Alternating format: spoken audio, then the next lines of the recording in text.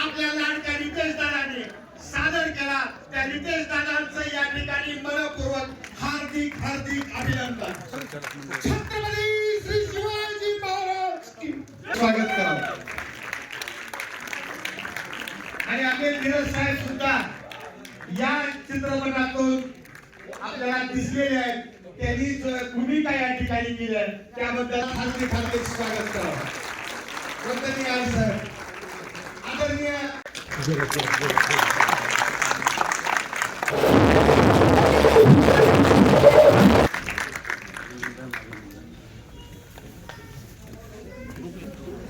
पटेल, सर्व संचालक मंडळ आणि विलास बँकेच्या अमित भाई देशमुख साहेब आणि विलास बँकेचे चेअरमन वहिनी साहेबांचं सुद्धा या ठिकाणी हार्दिक हार्दिक स्वागत। दादा, अख्ख्या महाराष्ट्राचं हिंदुस्थानचं मन आपण जिंकलंय। आमच्या दैवताला पण आदरणीय आई साहेबांचं स्वागत करण्याची सुद्धा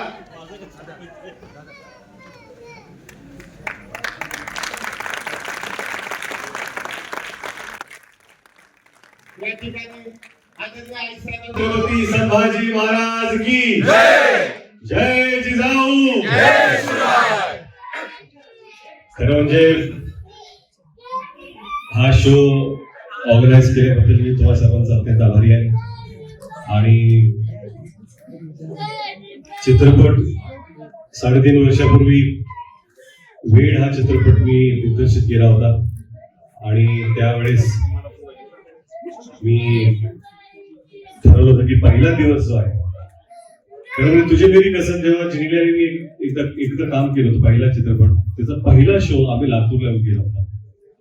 आणि त्यानंतर जेव्हा वेड या चित्रपटाचं दिग्दर्शन केलं त्यानंतर ठरवलं की पहिला दिवस आपण लातूरला गेलं पाहिजे। आणि आज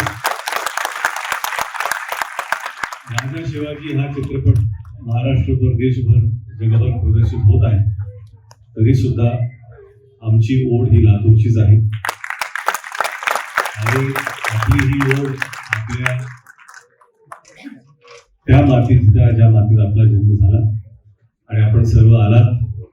हा चित्रपट 10 वर्षाचा प्रवास आहे।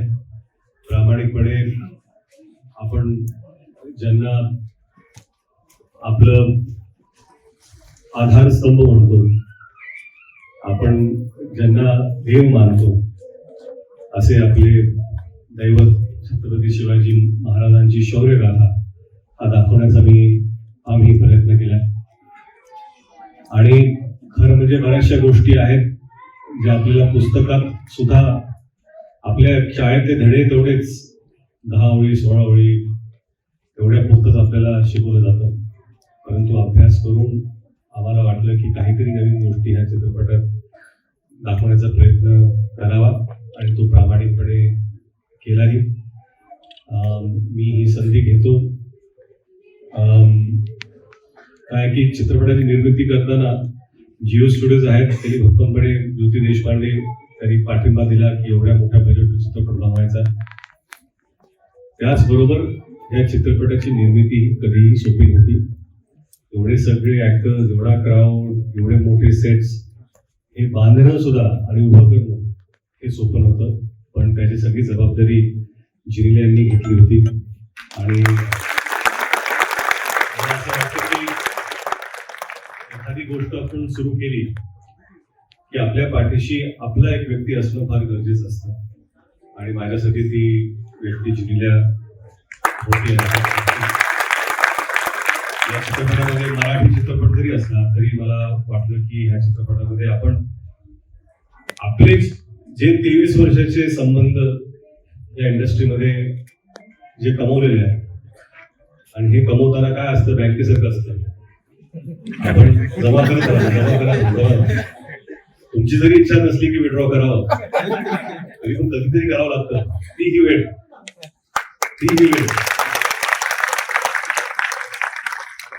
हे जिथे म्हटलं की महाराजांवरती चित्रपट होतं, तर आपण खरंच, आणि जे लोक या चित्रपटात काम केले, मी सांगतो अभिषेक बच्चन यांच्या मी घरी गेलो, त्यांना म्हणालो हा चित्रपट करतोय मी डिरेक्ट करतोय, मी फक्त म्हणालो मला तुम्हाला ते म्हणाले डन, एकही प्रश्न विचारायला तुम्ही काय रोल असेल मला सांगा, मी शूटला येतो, मला काही विचारायचं नाही. तीच भावना अभिषेक बच्चननी सांगितली, तीच भावना विद्या बालननी सांगितली, तीच भावना अतुल खाननी सांगितली. भगवान इराणी तर मी सांगितलं पण काय करायचं, मी मला ही वेळ आहे, हा दिवस आहे, या सेटवरती ते आले. इनफॅक्ट सलमान भाऊ लयभारीमध्ये ते स्वतः मला चित्रपटात काम करायचं, तर त्यांनी काम केलं. वेळमध्ये माझी गरज होती, मी त्यांच्याकडे गेलो की एक गाणं आहे ते मला नक्की करणार. त्यावेळेस मी विचारलं होतं, तर ते म्हणाले की मला महाराजांच्या चित्रपटात रोल करायचा आहे, आणि ते म्हणाले असं होऊच शकत नाही की रितेश विलासराव देशमुख दिग्दर्शन करणार आणि त्यात सलमान खान नसेल.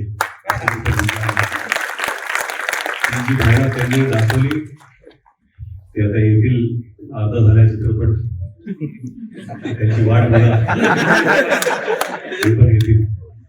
आणि हीच अपेक्षा आहे की चित्रपट तुम्ही बघून तुम्हाला चांगलं वाटेल, हीच अपेक्षा. Thank you so much.